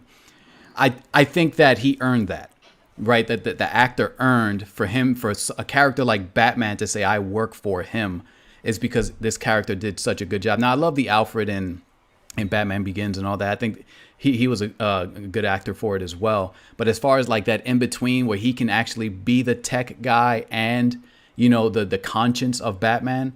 And one of the things, I never remember because I didn't memorize the dialogue, but one of my favorite lines in like all these films is when he tells Batman what he's becoming. Right, he's like, this is the rage. This is how it begins, and like that whole dialogue. I can't remember all the words, but every time I hear it, I'm like, man, he nailed in actually like being Batman's conscience on that scene. So for me, that was like one of the portions of the dialogue that I appreciate. And also Jordan, where he says to him, he says to Batman, "Your guilt has become your reason." The line that you're talking about, I think, is from BVS. Right. That's an incredible one. But yeah, when Alfred tells him in this one, your guilt has become your reason. Again, as I mentioned earlier, it's that redemption path that Batman is on throughout this movie. So. I just want to. Am I crazy, or did George Clooney play Batman? He played Batman. Yes, he Benjamin's played messing Batman. with you. He did. He was a terrible Batman. He was. Everybody said Uma Thurman, Arnold Schwarzenegger, Alicia Silver. I'm like, I'm not crazy. No. I think job. what Benjamin is doing is saying he doesn't claim that to have ever happened. Like, he's being sarcastic, I think. He claims Val Kilmer. He claimed all the other ones. Might as well claim that one too. George Clooney was terrible. No, you're not crazy. You were on point. I knew what he was doing, but okay. So let's talk about another character, Martian Manhunter. Was he good? Was he a forced character? What do you guys think about the Martian? Like, for me, I was excited when I heard Martian Manhunter because I know him in the animated portions. I even like him, even though I don't like the series because I stopped watching it, Supergirl. I liked that character, Martian Manhunter, and how he played him in that series. The series Supergirl, to me, it was good the first, second, maybe third, but then it just fell off, and I was like, it just became too crazy. And okay, I have to air this grievance. When you have Supergirl beat up Superman, and like he wasn't nothing, like that to me just screamed like you're just trying to make Supergirl more powerful than Superman. Okay, technically that's not like super far-fetched. Supergirl is supposed to be stronger than Superman, if memory serves me correct. Look how she whooped on him. Like, to me, okay. Yeah. Look at the Superman we got in Justice League. How you had the whole Justice League couldn't even move him.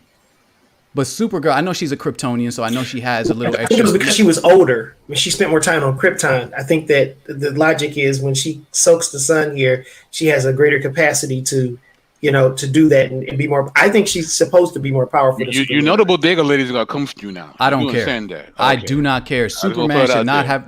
We already know. We already know how Jordan is, and we already know his kitchen doctrine. Right. Listen, because of the agenda. Every that's what I'm talking about. Is the agenda. So who was one way is now another way, and the agenda is being so forced down your throat on that show. Listen, and the storylines are campy. That's what I'm saying. It's like they're emasculating every male character and making them some kind of weak. Like, listen, I don't mind the female characters being strong, right? To me, like my wife, she loves Wonder Woman. I like Wonder Woman according to the comics, right? I like the Warrior. Like, here's one thing that Zack Snyder did in the film that and I'm going to Batman versus Superman. When she got hit by what's his name? Not Abomination. Not Abomination. Doomsday. Doomsday, yeah. So when she got hit by Doomsday, did you see her smile? Yep. Like, to me, that's dope. Wonder Woman. Like, dope. She's like, oh, I enjoy this fight. Yeah, this kind of battle. Like, that to me is Wonder Woman. And so I enjoy that strong female character. But when it comes to the point when you're emasculating Superman, like he's some kind of pushover, like that I didn't like. So, but she is stronger than Superman, though. I don't care. It's okay. Like I don't. You said I don't care. Like the problem. The problem isn't that she's stronger. Black women, and then you have a kitchen doctor. Oh my goodness. Now you got a problem with Supergirl. Listen, being I don't have Superman, even though it's true. Listen, I don't have a problem. You're not listening. I don't have a problem with her being stronger. I have a problem with how easily she whooped him. Like he was a side character. Yeah. You go toe to toe with Superman, you're gonna get hurt. What he's trying to say, Michelle, is that you don't have to downplay the man in order to showcase the strength of a woman. Go ahead and clean it up for him. I don't need it to be cleaned up. I said what I said. Superman should not have. Superman. Where's the Shun the non-believer when Jordan acting a fool? Shun the non-believer. There, you happy? I shunned myself. Okay. Thank you. All right. So my whole thing was I do not like how easily he got beaten. That was my problem with it. That's it. Okay, I'm done. I said it. Jordan, I'm with you. Okay, like I said, there's a logic behind it that could justify it. What makes it unjustifiable for me is the fact that then Supergirl turns around and gets beat up by some alien that's got like a third of her power. And it's like, how is it that she beats up Superman and then turns around and like every other alien is just giving it to her? And it's like, this makes no sense. That's what I'm saying. You see, I'm talking about how you don't like, listen, Superman is perhaps the most powerful DC character, right? I mean, you have other characters that are probably more powerful. Outside Darkseid.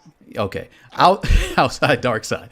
But here's the thing. Superman is the pinnacle of superheroes as far as like the way the comics go. He's the ultimate good guy. He's super strong, super fast. He can fly, has beams coming out of his eyes, but he gets whooped in less than 10 seconds by Supergirl, who's a weak character in that show. But to me, I like the animated version of Supergirl. Like when she showed up and they were both fighting Darkseid and how she was fighting him. I like that powerful Supergirl. Like I could see that Supergirl maybe putting a whooping on Superman. But the one in the show, terrible, man. Terrible. Well, the CW Superman is kind of weak anyway, but that's whole nother. Yeah, I don't exactly. like that. Even the Superman and Lois new show. Yeah, we can talk about that another time. Yeah. I've never seen the Supergirl show or the CW Superman, so all I'm gonna say is that I still didn't appreciate that comment, Jordan. That's okay. That's fine. You can disagree with me. I'm okay with that. Okay, so we were at Martian Manhunter before I went off on Supergirl, but let's go with Nate. He's more peaceful than all of us. Nate, what were your thoughts about Martian Manhunter being in the film? What did you think of him? So it's funny because I think I had heard that character who I think he first appeared in Man of Steel it was already conceived that he was going to be Martian Manhunter, and I kind of forgot about that. And so when he suddenly appeared, I was like, oh, that's right. And it's like he's actually, I think, he is a perfect actor to portray that character. I feel that would be interesting to see I think it's Harry Lennox, right? I think that's the actor's name. Yeah. So I think it would be interesting to see that portrayal. Because it's I didn't grow up reading the Justice League comics, so the first time I had been introduced to Martian Manhunter was in the Justice League animated series from I think early 2000s, voiced by I think Carl Lumley, and so that's my kind of first conception of who Martian Manhunter is. And so I think Harry Lennox, I feel like the voice and just the way I feel like he could portray him, I could see him doing something that fits maybe that's similar to that. And so, and I like the Superman or the Supergirl version of John Jones as well. I kind of thought about that as well. It's I think there's a similarity, that voice, that kind of gruff voice. Yeah. It somehow it just works. And so I don't know that he necessarily fit that well into this film. It felt a little bit forced. It's kind of nice just to see him. So I kind of have mixed feelings about that. We may never get Martian Manhunter, I guess, or at least this version of him. So maybe, if this is the only time we get to see Harry Lennox as him within this version of the universe, I guess, then I'm okay with it. I kind of wish he was in the film. See, the thing is, it's like I kind of almost wish they had the original 7 as the League. I think Cyborg became part of the League in a later iteration from the comic books, I believe. I didn't really read those because to me he's more like a Teen Titan. That's not how I always think of him. I did like him in this film, but it's hard for me to think of him as a member of the Justice League, at least in its initial forming. Maybe later having him join later on or something would work. But and the thing is, Martian Manhunter, from what I understand, is he in the beginning at least he was in like every iteration of the Justice League, whatever form they had, I think until I don't know later. But so he's supposed to be like this key member of the Justice League, and so it just feels kind of wrong that he isn't even there at its formation. Like he's such an interesting character. So yeah, I don't know that he worked. And the other thing was at the end when he's talking to Batman, I didn't like that he said, just call me Martian Manhunter. I kind of felt like he had used his real name. I don't know. I can kind of understand why they would use the kind of the superhero name, but it just it's just somehow it just seems like it makes more sense to have him actually use his real identity. This is I'm John Jones, but I really want to see. I really want to see them do more with Harry Lennox, but who knows? But. Yeah, so it sort of doesn't work, but I'm kind of at the same time almost glad to see it. So mixed feelings. Yeah, gotcha. I thought it was a little contrived. To me, it's like there were you could have filled in, you could have done it a little better. I get it that if you didn't want to make him kind of a part of the Justice League in this movie, I'm fine with that. I felt like to have him portray Martha and go to Lois and have the conversation that they had, that just seems kind of contrived to me, just throw him in there. And I also felt like it was done in a cheap way. Like they didn't really tune up the colors. Like when I looked at all the other CGI characters, they looked like they were really cared for and developed. When I looked at Martian Manhunter, I felt like it was a little on the, So yeah, for me it was like, hey, I would have rather them held off and done it at a later time, or cut some of these other extended scenes a tiny bit, and then contextualize Martian Manhunter's story a little bit better as a setup for his next appearance in movies. That said, 2 random points. One is I love Lex Luthor from Superman Red Son, awesome. And then second is he was dope there. Yes, second is Superman Prime is stronger than Darkseid. Just throwing that out there. There you go. The lies you tell. No, he is stronger. No, he is not stronger. Nobody's stronger than Darkseid. Let me not hold you. Superman Prime is like way stronger than Darkseid. Yeah. He's like the what is it, the Super Saiyan version of he's like Superman. He sat on the sun for a couple few thousand years. He went and sat on the sun. Okay. All right. So let's kind of wrap it up with our ratings of the overall film and any last thoughts you have. So if you want to give a last thought about the film and then your rating, let's go ahead and let's rate it. Let's start with BK. What was your rating from 1 to 5 stars? I give it a 3.5. Okay. 3.5. Cool. All right. Wonder Shell, what was your rating? I give it a 4 out of 5 stars. I actually really liked the movie. Darkseid was in it.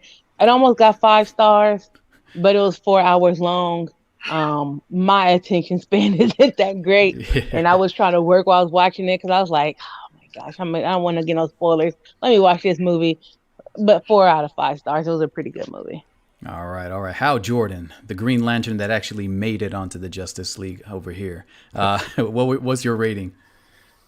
I'll give it a 4.5 out of 5, and the reason I give it take a 0.5 off is because, again, like I mentioned earlier, I think this was his like magnum opus. That he's saying that this may be the only version I get to give to the fans, and so let me give you everything, even including the Martian Manhunter the scene. That was a bit contrived, but again, he started off with the campaign with Unite the Seven. So he tried to put Green Lantern in there. WB stopped it. So he wanted to have Harry Lennox do Martian Manhunter. But I do think that like a 3.5 hour version of this would be like a 5-star. I think there's a few things here you could take out, or you can shorten a scene here or there. But it was a extremely very good movie. Okay, cool. Thank you. Better than a lot of the Marvel movies. Yeah.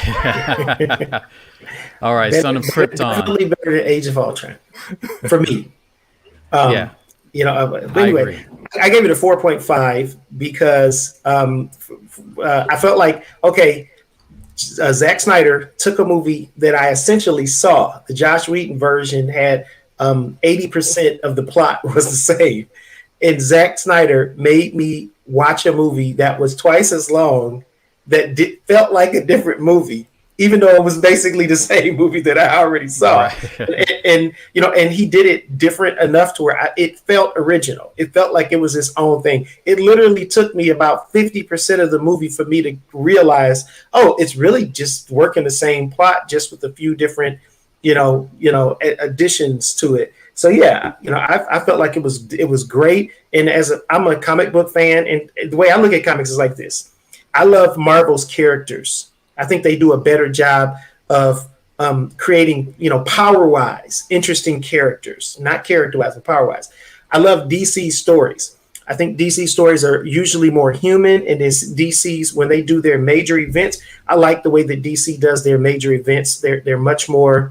They seem to carry much more gravity, at least for me. So I root. I don't want to see DC fail. I want to see DC get someone who can helm their movies, who can do what what's his name is doing over at Marvel. Because I think Feige, Kevin Feige. Because I think that Kevin Feige he's a nerd. He gets the characters, and he seems to have good vision for how you can translate those characters into cinema in a way where it gives a little bit of fanfare, but it tells stories that resonate with mass numbers of people. So I really think that Kevin Feige is doing a good job over there. I hope that DC finds someone. I thought that Jeff Johns was going to be that guy. I really did. And it looks like that's not the case. So I just hope they find someone who's a DC nerd, who gets the characters, knows the history, and is able to translate those iconic stories into movies that we can all love and appreciate. And if there's one thing that it's probably a good that Zack Snyder's not going to continue his universe, is because Zack Snyder's ambitious. And he pulls elements from so many stories to tell one movie that is feeling like, I'm never going to see Reign of the Superman. I'm not going to see that. I probably wasn't going to see it anyway, but I'm saying he pulls so many elements from so many stories to tell one story that I feel like he do too much. He should take one or two story elements and work with that instead of taking away from future adaptations that could be made from these other stories. Cool. Thank you. Nate, any final thoughts and what is your rating of the overall film? I feel like my rating keeps changing, just like the way when I think about it. Sometimes I'm like, oh man, this is a really amazing film. Sometimes I keep thinking, oh, they could have done better. And I think I said this in the beginning, but part of it is just what was set up. Which I mean, Zack Snyder kind of is the one that set it up, I guess. But so what you could do based on what already came before is already somewhat limited. I almost wonder like what. Because you have Batman v Superman, which it was disappointing when I saw it in the theater. I rewatched the Ultimate version, or whatever you call Ultimate Edition, in lead up to in anticipation of the Snyder Cut, and I found that was a better version of the film. And so it makes me wonder, just like what Snyder could do if there's no or very minimal studio interference. Because even with the Ultimate Edition, I kind of wonder maybe he could have even done better than that if he had more control. Because I just not that I want to see a bunch of 4-hour films, but the fact that he was able to kind of do what he wanted with this one, I feel like it really allowed him to show what he could do with his storytelling. But so yeah, I don't know. So I feel like because the Whedon cut was so disappointing, and because you kind of went into this one with low expectations, my rating almost kind of goes higher, because it's like, oh, it could have gone really bad. It's actually a lot better than what it could have been. And so sometimes I want to be like, oh, it's kind of a 5. Other times it's like, wow, I'm disappointed with I'm a little bit disappointed with the way that Batman is portrayed, because again, going back to the Justice League cartoon, he was more of a he called himself a part-timer. He didn't really want to join the Justice League, and I thought that was a lot more interesting to me, where he's kind of like, I'm willing to help out, but I don't really want to work with these guys. I want to do my own thing. Whereas like in this one, he's kind of like, we need the team, and I kind of get it. Because he was sort of that guy in Batman v Superman, so I can kind of see where he's kind of like, okay, we need, I don't want to be that guy anymore, and so there's a sort of arc there. But it's I don't know. I think the Batman that I'm kind of I'm affected by the animated series, I guess. Yeah. So that's kind of the one that I would have liked to see. So in that way, I'm kind of disappointed on that aspect of it. Though I actually have to say that I do kind of like Ben Affleck as Batman, this version of Batman. I think for what it is, for that older version of Batman, he actually does a pretty good job of it. I think if it was written a little bit differently, I could enjoy it more. But I guess as a final rating, right now, I'd probably give it a 4 out of 5. I do want to watch it again. I think there's some. I'm sure there's some. I could watch it one time, it could be a 5. I could watch another time, it could be 3.5. Who knows? But I'll just average it to 4 out of 5. Yeah, for me, it's the same thing. I give it a 4 out of 5. I thought there were moments in the film that were 5.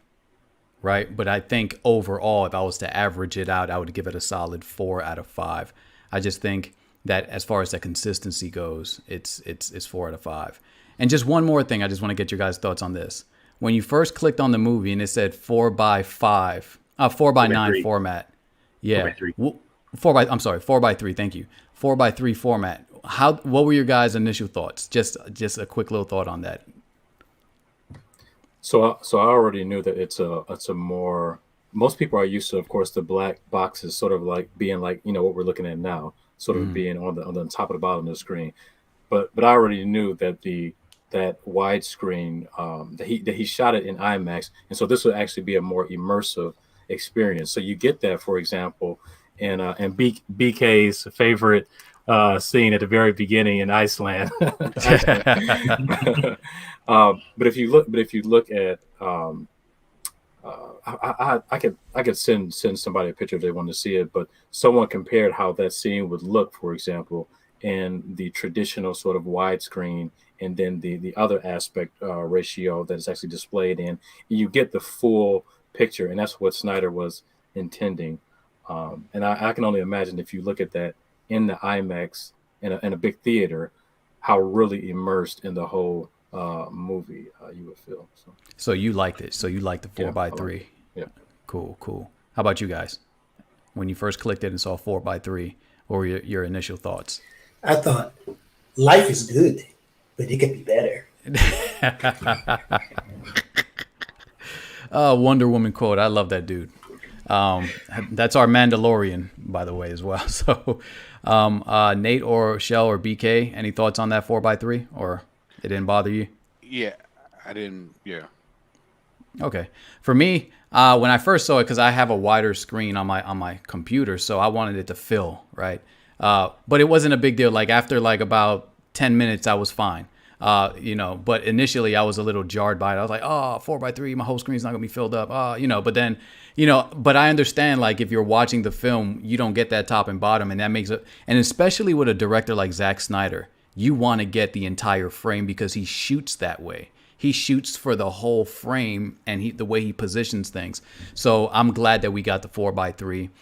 Maybe if I had a huge screen and the 4x3 was much larger, maybe like IMAX, that would have been even better for me. But yeah, so for me, 4 out of 5. So thank you guys for being here. I appreciate it. Let's go around the room and just do our plugs. Let's start with Hal Jordan. Where can people find you? What do you do if this is the first time people are seeing you, and how can they get in contact with you? Yeah, Jordan, thanks so much for having me on. Love the Real Reviews. It's been a lot of fun. A lot of people on here that I'd never spoken to, but kind of communicated with through Facebook or whatever. So it's good to have share some thoughts and some laughs with you all. Again, my name is Brandon Cleaver, and I'm an itinerant speaker and writer. I was formerly with the Ravi Zacharias International Ministries. Now I'm in transition to doing some other things. I have a series out right now with the Jude 3 Project, Unmasking the Myths of Christianity, and I'll be working on some other projects coming up. You can find me on Facebook, Twitter, or Instagram, but primarily Facebook or Twitter. If you want to email me, cleaverbrandon@yahoo.com. Cool. And I want to thank you for joining in. I was when Chris was telling me that you were coming on and you were a huge DC fan, I was like, oh yeah, definitely. Yeah, so I definitely wanted you on. And hey, man, if we do any more future DC stuff, I would love to have you come on. I'll let you know when we're doing, and you could just let me know if you want to join in. But I appreciate you taking the time to share your wisdom. I want to pick your brain a little more because it looks like you have a lot of DC in there that's ready to rip out. So I definitely want to have you back on. Okay, BK Apologist, where can people find you, bro? Nowhere, because he's taking a nap. Okay, so let's go. No. I'm sorry. My bad. I was muted. I muted. Yeah, you can catch me on YouTube, Twitter, and on Facebook at BK Apologist. Cool. Make sure you guys subscribe to all these people, and be sure to drop your links in the live chat if you guys have them readily available, so that way people can go right there and find it. If not, you can go afterwards in the comments section. Drop all your info. That goes for you too, Hal Jordan. Drop all your info and links if you want to, so that way people can find you as well. Wonder Shell, the one who hates Servant of Christ. Go ahead. Wow, that's what. You know what? I should give y'all the same answer where y'all can find me in the streets. And you keep asking me where you can find me. The streets is where you can find me. I'm in the streets. Okay? Are you part of a larger crew called the Bodega Ladies who do things once in a while? They not in the streets with me, but yes, we do stuff together. But they not. We all agree that Jordan be saying crazy stuff and has a kitchen doctrine. Crazy. I don't have a kitchen we doctrine. all agree on that. We I do all not agree have on a that. kitchen We know doctrine. about your kitchen doctrine. I don't have a kitchen doctrine. Kitchen doctrine. Okay. Y'all ask him about his kitchen doctrine, because he sure do got one. I don't have a kitchen doctrine. Okay. He has a kitchen. He gonna be like, where that sandwich at? Because that's the kitchen doctrine he got. Oh my goodness. Okay, here's the thing. Like, since everybody wants to hear this kitchen doctrine and where it came from, where this rumor kind of jarred from. Me and my wife joke around with each other. We always pick at each other. And so one of the things I do while we're watching a movie, just to kind of break whatever intense scene she's into. So like if a woman does something crazy, right? I'll say, hey, you know why that happened? And she's like, why? She's thinking I'm going to give her some deep answer. I'm like, because she wasn't in the kitchen. and my wife will punch me in the arm and we'll joke around. So that's where this kitchen doctrine comes from. So now, for some reason, because I joke around with my wife, that my wife doesn't think I have a kitchen doctrine. My wife knows me. But these other women out there think I have a kitchen doctrine. These other women. Stop it, BK. Stop saying that. Wow. These other women out there think I have a kitchen doctrine, and now I look down. So your sisters are just other women? Your sisters. Your sisters are other women. Tell Michelle me and her need to have a conversation. Okay, yes. I will put you guys on the phone. Yeah. Okay. So we need to talk because he's being mean to his sisters, and we need to talk. Okay, all right. Yeah, okay. All right, son of Krypton, where can people find you, bro? Please get me out of this quicksand, man. Just go ahead. Ministry. So my blog is on Medium. It's Apologist of Detroit. I'm currently working on my next blog, which is part 2 of Theology and Pictures. This one, the working title is The People of God and Mission, or The Mission and the People of God. And I'm going to be talking about, what we're doing here now and how that's worked in the past and how it should work in the present. So yeah, Medium, Apologist in Detroit. I do the Saturday night Bible study with you on your channel. I do Bodega Friday night on BK's channel, and then I host a monthly debate series through Zoom. It really doesn't have a name, but yeah, I host a monthly debate series through Zoom. So if you want to get in contact with me, apologistindetroit@gmail.com. I'm also a local missionary in Detroit who's raising support. So if you're interested in learning about that and supporting me financially, get at me either on Facebook or at my email, apologistindetroit@gmail.com. Cool. Thank you. All right. Our TA of the UA, Nate2D2, where can people find you and what's going on in the future? You got anything coming up? You can find me on YouTube, youtube.com/Nate3PO, and I'm on all social media at Nate3PO on Twitter, at Nate2D2 Facebook, and on IG. Mostly I'm using that right now just to push people to vote in the Apologetics March Madness competition. And sometimes you might find me singing on the toilet on IG. Other than that, you can find me where there's a lack of Asian. Or Twitter, or YouTube at 3:00 in the morning. Yeah. Cool. As for me, you guys can find me here on Real Reviews. The next episode that we're going to cover is Joker. And we're going to cover that film next week on Monday. So Hal Jordan, if you're available and you want to come by for that one, I know it's another DC character, you are more than welcome to come by and chill with us. But definitely we're going to cover the film Joker. That will be the last one of season 2 of Real Reviews. So we complete on, again, 10 and our 10 episodes. I got distracted by Shoddy Mills and her 0 stars. Whatever. Okay, so if you guys want to find me, you can find me here on Real Reviews or on Servant of Christ Ministries on YouTube. All my links are in the description box below. If you want to support the ministry, help us grow, help us do greater things, you can do that through a bunch of different avenues: Patreon, PayPal, live super chats, and all that good stuff. But thank you. I want to thank everybody who was on this panel. I thank you for all your time. I know we stood on here long. It's cool, but we had a really good time, I think. I had a good time with people in the chat. Real quick, hold on. Shawnee, you can't critique a that you haven't seen. Y'all gonna leave my twin alone. Oh, now we gotta leave her alone. So you guys ripped me apart for some so-called kitchen doctrine. But she over here, she spams with 0 stars of a movie she hasn't watched. She didn't spam right now. But still. Oh, not this time. But still, every time though. Every time. You can't critique a movie you haven't seen though. But how many stars do you give a movie that you've seen? Okay, now you're spamming. I just offended you, and now you're gonna start spamming. Come on, Shot. All I'm saying is, if you haven't seen a movie, you're going to say it's going to be 0 stars because there's nothing that you. What you're supposed to say is. Twin, come on, I can't help you if you're doing this. That's right. Let me keep on putting it up there. There you go. It's gonna be really interesting. Yeah, you need to watch the movie, Shawnee. I don't think she'll watch 4 hours of this. She ain't gonna watch a 4-hour movie. Yeah, Let me not hold you. That ain't gonna happen. Yeah. Okay. All right. So with that said, God bless you guys. Take care, and we will see you on the next Real Reviews. Thank you to everybody. God bless.